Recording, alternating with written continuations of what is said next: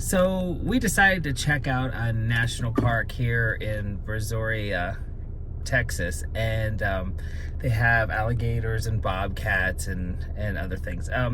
Let me show you why we decided to stay in the car. That would be about 1,000 mosquitoes. Millions. Dave says millions. It's gotta be That are swarming around the car, and every time we drive, Let me see. the faster we go, they eventually catch up to us. Here, Dave. Here, if you look at the back through the mirror, there.